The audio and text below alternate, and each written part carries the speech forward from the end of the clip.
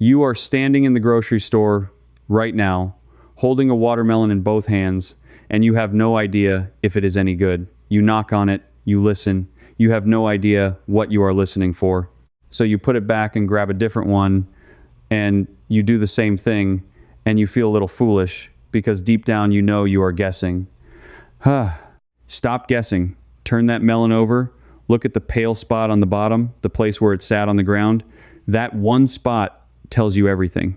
It tells you if that melon is going to be sweet and dripping down your wrist, or dry and pale and flat as rainwater. My grandfather could pick the best melon in a whole wagon load without ever knocking on a single one. He just turned them over and looked. And in the next few minutes, I am going to teach you exactly what he saw. We have done this for generations back in Lancaster County, long before anybody put a little sticker on a melon telling you it was ripe. The plain folks I was raised among never needed the sticker. We had our eyes, and we had what our fathers handed down. And here is the part that will bother you once you see it. The big grocery chains, the produce sellers, they have no reason on this earth to teach you what I am about to teach you. If you could pick a perfect melon every single time, you would stop buying the bad ones. And they make just as much money selling you a dry, mealy melon as a sweet one. Maybe more, because you come back to try again. Stay with me, because right around the middle of this, I am going to show you a trick with your own two hands. A way to feel the sweetness inside a melon without cutting it that costs you nothing, and that my community has used at market for as long as anyone can remember. It is the one nobody talks about, and once you know it, you will never go back. Before we go on, do me one small favor. Tell me down in the comments where you are watching from and whether you buy your melons from a store or grow them yourself in the backyard. Just your state and store or garden. I read them, and it helps me know who I am talking to. I still remember being maybe 8 years old, sitting on the tailgate of the spring wagon at the end of a July day, and my grandfather handing me a wedge of melon he had picked out that morning. It was so cold from the spring house it made my teeth ache, and so sweet the juice ran clear down to my elbow and dripped in the dust. He never said a word about how he chose it. He just knew, and I spent years trying to learn what his eyes already knew in a half a second. So let us start with that spot, because it is the single most honest thing on the whole melon. Every watermelon grows lying on its side on the ground. It cannot help it. It is too heavy to do anything else. And the part that rests against the dirt never sees the sun.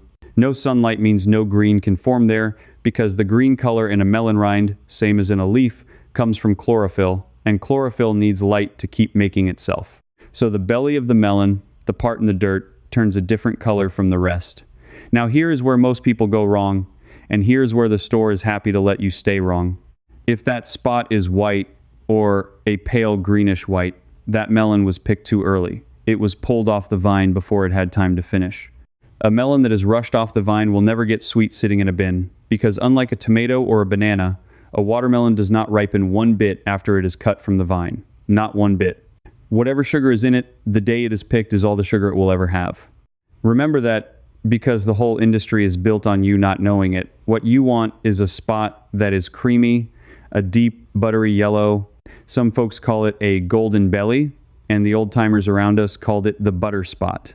That yellow is the color of time. It means that melon lay out in the field long enough, ripe and heavy, for the underside to go past white and turn gold. The deeper and creamier that yellow, the longer it sat drinking up sugar from the vine before anyone touched it. And there is real science behind this now, though we did not need it to tell us we were right. Researchers who study melons measure sweetness on a scale they call Brix, which is just a fancy word for the percent of sugar in the juice. The United States Department of Agriculture has said for years that a watermelon needs to hit about 10% sugar, 10 on that Brix scale, before it is even worth calling good. And when they have gone and tested melon after melon, the ones with that deep, creamy yellow belly measured higher on that sugar scale again and again than the ones with a pale white belly. The gold told the truth every time. So the first rule is simple. Turn it over. No yellow spot at all, or a white one, put it down and walk away, no matter how pretty the green stripes are on top. A creamy, buttery gold spot that is a melon that got to live its full life on the vine. But the color of that spot is only the beginning of what it can tell you. because once you know to look for the gold, you are going to notice the size of it too, and that opens up a whole other question that most people never think to ask. Here is the thing about that yellow patch. It is not just whether it is yellow, it is how big it is. Think about it plainly. That spot only forms where the melon touches the ground. A little spot means the melon only rested on the dirt for a short while before it was picked. A big, broad, generous spot means that melon sat in one place on its side for a long, long stretch of hot summer days, filling up. So when I am standing over a bin, I am not just hunting for yellow. I am hunting for a good wide patch of it, at least the size of my palm, a good handspan across. The old rule my father used was about the size of a canning lid or bigger. A melon with a broad golden belly has spent extra days on the vine that a melon with a little dab of yellow simply has not, and every one of those extra days is more sugar pulled up out of the ground and packed into the flesh. Now here is the cost of not knowing this, and it is a cost you have been paying your whole life without seeing it. Every summer, the average family buys melon after melon, and more than half of them come home disappointing, flat, watery. You cut into it hoping, and it is pink instead of red, and it tastes like cold water with a memory of sweetness. So you stop buying them. You decide watermelon just is not as good as it used to be. And the store shrugs because you already paid, and the $6 melon that let you down still cost you $6. It was never that the melons got worse. It is that nobody ever taught you the one honest sign that was sitting right there on the bottom the whole time. So we have the color of the spot, and we have the size of the spot. But if you turn that melon a little further in your hands, there's a third thing hiding right there on the rind, something so small most folks brush right past it, and it is maybe the surest sign of sweetness there is. Look close at the skin of the melon, especially up near that yellow belly and along the sides. You are looking for what looks like rough, brown, corky lines. Like little tan scars or a spider's web of rough patches spread across the smooth green skin. Some people call it webbing, some call it sugar netting. My grandmother called them the bee's stitches. Now, most people, when they see those rough brown marks, they think the melon is damaged, bruised, ugly. They reach right past it for the smooth, shiny, perfect-looking one next to it, and they leave the sweetest melon in the whole pile sitting right there. Let me tell you what those marks actually are, because once you understand it, you will start hunting for them on purpose. A watermelon does not make fruit all by itself. When the vine flowers, a bee has to come and carry pollen from one blossom to another, and it takes many trips, many visits, to properly pollinate a single melon. Every place a bee landed and worked that flower, the fruit underneath grew a little scar as it swelled up, a little rough brown line right there on the skin, So that webbing is a record. It is the melon's own diary of how many times a bee came to visit, and here is why that matters more than anything. The more a flower gets pollinated, the more the fruit is signaled to fill itself with sugar. More bee visits mean more of those brown stitches on the skin, and more of those stitches mean more sugar inside. That rough, ugly webbing that everybody avoids is the plant's own honest advertisement that it is packed with sweetness. The uglier the stitches, within reason, the sweeter the melon. There is a particular kind of these marks worth hunting for above all the others. Sometimes you will see a dark, almost black, sticky-looking spot or a little brown line that looks like something dried on the surface. Folks call those sugar spots. That is literally sugar. It is the sap, the sweetness that seeped out through a crack in the skin as the melon filled up past the brim, dried right there on the outside. When a melon is so full of sugar, it starts weeping it out through its own skin. Well, I do not know a better sign than that. You are looking at proof. So now you can walk down that whole bin like my grandfather did, golden belly, broad as your hand, rough brown webbing across the skin, a dark sugar spot if you are lucky, and you have not knocked on a single melon yet. But I promised you a trick with your own two hands, and it is coming, because looking is only half of what the old folks knew. There is a way to feel what is inside, and it is the part the produce man will never ever show you, because the moment you can feel the sweetness, his whole game is over. Now, most everybody knows you are supposed to knock on a watermelon. You have seen folks do it your whole life. Thump, thump, thump. But almost nobody knows what they are actually listening for, and that is why it feels like a superstition instead of a skill. Here is what is really happening inside that melon when you knock. A watermelon is mostly water held inside a structure of flesh, and as it ripens, the flesh changes. When it is not ripe yet, the inside is dense and firm and tightly packed, and it does not have much give. When it ripens to just right, the walls of all those little cells inside begin to loosen, and the whole inside becomes juicier and more open, more full of loose water. And when it goes past ripe, when it gets old and mealy, that flesh breaks down into mush.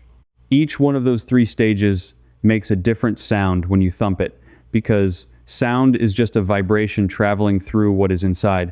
An unripe melon, tight and dense, rings with a high, tight, hard sound. Almost a tink, like knocking on your forehead or on a hard green apple. That high pitch means the inside is still firm and the sugar has not come up yet. Put it back. A dead ripe melon, the one you want, gives back a deep, low, hollow sound. A rich thunk, more like knocking on your own chest or a well-tuned drum or on the belly of a full man after supper. That low, deep tone is the sound of loose, juicy, ripe flesh full of water. That is the note you are hunting for. And an old, overripe melon, gone soft and mealy inside, gives you a dull, flat thud. No ring to it at all. A muffled, dead sound, like knocking on a wet log. That one has gone past its prime and turned to mush inside. Pass it by. The old way to say it in our community was simple. High is unripe. Dead is overripe. You want the one in the middle that sounds like a drum. Now here is the trick I promised you. The one you do with both hands. This is the piece almost nobody knows, and it turns you from a guesser into somebody who can feel the truth. You do not just knock and listen with your ears. You feel with your other hand. Lay the melon flat or hold it up and put the flat of your one hand, your palm, spread out on the far side of the melon. Then knock firmly with your other hand on the near side. And close your eyes for a second if you have to, and pay attention to what your resting palm feels. On a perfectly ripe melon, you will feel the vibration pass all the way through the fruit and buzz gently into your resting palm on the far side. A soft, alive, jelly-like shiver, like the whole inside is quivering just a little, like a bowl of gelatin. That trembling that reaches your far hand is the sound of loose, ripe, juicy flesh carrying the vibration straight through. When you feel that living little shudder come through to your palm, you have found it. That is a sweet, ripe, juicy melon, and you can buy it with confidence. On an unripe melon, tight and hard, the knock stays sharp and you feel almost nothing come through to your far hand. It is too solid. The vibration cannot travel loose and free, so your resting palm stays quiet. And on an old mushy one, the vibration dies before it gets across. You feel a dull nothing, a deadness, because the broken down flesh soaks the vibration up like a sponge. I watched my father do this at a roadside stand when I was a boy, holding a melon between his two big hands with his eyes half closed like he was listening to something far away, and I thought he was just being slow and particular. He was not being slow. He was feeling the inside of a melon he could not see, and it works because the ripe flesh acts like the inside of a drum, carrying the vibration across, and there is no faking it. A melon cannot lie to your hands. Try it this weekend. Knock with one hand, feel with the other. It costs you nothing. It is worth more than any gadget the stores would love to sell you. And that brings me to something that has been eating at me, because there is a whole aisle of nonsense built up around this simple thing, and I want you to see it for what it is. Walk through any big garden store or scroll through the internet, and you will find little electronic gadgets they want to sell you now. Ripeness testers. Little devices you press against the fruit that promise to beep and tell you if a melon is ready. Some of them run $20, $30, even $40. And there are apps, if you can believe it, that want you to knock on the melon near your phone so the phone can listen and tell you what your own ears could tell you for free. Think about what that really is. Somebody took the knowledge your great-grandmother had in her hands for nothing, packaged it up in plastic, and sold it back to you for $40. That is the whole business. Take something plain folks always did for free, wrap it up, put a price on it, and count on you having forgotten how to do it yourself. My people never bought a single one of those things, and we ate the sweetest melons in the county every August. This kind of handed-down, penny-simple knowing is exactly what I have gathered into my written work for folks who want to keep these old ways close. If you like learning to read a melon with your own two hands, You will feel right at home in the garden blueprint and the harvest blueprint, where I lay out the same plain folk pest cures, soil tricks, and storage secrets my family used for generations, and you can find them all together in the Complete Garden Field Edition, linked in the description below. Take a look when you have a quiet minute, because the more of these simple skills you gather, the less you ever have to pay someone else to do for you. Now, keep that in mind, because there is more the plain folks knew that the wider world forgot. You do not need the gadget. You need your eyes and your 2 hands and about 30 seconds. That is the whole secret they are hoping you never remember. Now, I know what some of you are thinking. This is all fine and good for picking a melon out of a bin at the store, but what about those of you who grow your own out back in the garden? Because a melon on the vine is a whole different puzzle. You cannot exactly turn it over and stare at the belly when it is still attached to the ground, and if you cut it too early, you have wasted 3 whole months of growing for nothing. So, let me speak to you gardeners for a minute, because this is where a mistake really hurts. If you have got vines running across your garden right now, or you are planning to next summer, here is how you know the exact day to cut, using nothing but what is already out there on the plant. And you can go check this the moment you finish watching. Find the little curly tendril. It is that thin, curly, pigtail-looking thread that grows out of the vine right where the stem of your melon attaches. Every melon has one close by. When the fruit is still growing and filling, that little tendril is green and soft and alive. It is like the melon's own dipstick. And when the melon is ripe, dead ripe, ready to cut, that curly tendril nearest to the fruit dries up and turns brown and crispy, curls up brittle like a burnt bit of thread. Green tendril, the melon needs more time, leave it be. Brown, dried, crispy tendril, that melon is ready right now. My grandfather used to say, the vine will tell you when the melon is done if you just learn to read it, and that little brown curl is the vine telling you plain as day. It is the plant's own signal, and it has never once been wrong for me. Here is a second one for you gardeners, and it is a thing you can only feel with the fruit still on the vine. Reach down and give the whole melon a gentle press with your thumb, or knock on it right there in the dirt, same rules we talked about, and look at the skin itself. A young melon has a bright, shiny, glossy skin, slick like it was waxed. As it ripens fully in the sun, that shine goes away and the skin turns dull and matte, a little rough, almost dusty looking. Shiny means wait. Dull and dusty means ready. The shine fading is the same story the yellow belly tells, just told from the top instead of the bottom. And do not do what so many folks do and drown your melons with water in the last week hoping to plump them up. All that does is water down the sugar you spent all summer building. The old-timers around us actually pulled water back in the final stretch, kept the vine a little thirsty, because a melon that has to work a little concentrates its sweetness. Ease off the water the last week or so before you cut, and you will taste the difference. That is free, and it is the opposite of what most people do. So, whether you are standing in a store or standing in your own backyard, you now have more ways to read a melon than most people learn in a lifetime, but I have saved the best for last. Because there is one final sign, the one my grandfather trusted above every other, and it is the thing I promised you at the very start. It is so simple that when I tell you, you are going to wonder why nobody ever said it out loud. Stay right here. For years I thought the yellow belly was the whole secret. Turn it over, look for the gold, done. And it is a fine rule, a good rule. But my grandfather knew something more, and I did not understand it until I was a grown man standing beside him at a market table one hot morning, watching him pass over a dozen melons that all had beautiful golden bellies until he found the one he wanted. I asked him why. They all had good yellow spots. And he took my hand and ran my fingertips over the yellow spot on the melon he had chosen, and then over the yellow spot on one he had rejected. The difference was not the color. It was the feel. On the melon he passed by, the yellow spot was smooth. Flat and smooth, the same slick skin as the rest of the melon, just a different color. On the melon he chose, the yellow spot was rough. Slightly raised and rough and calloused, like a working man's hand, and when I looked close there were tiny brown flecks and a faint pebbled texture all through the gold. And where the smooth one felt hard as a table, his chosen melon had the very faintest give when he pressed the middle of that yellow spot with his thumb.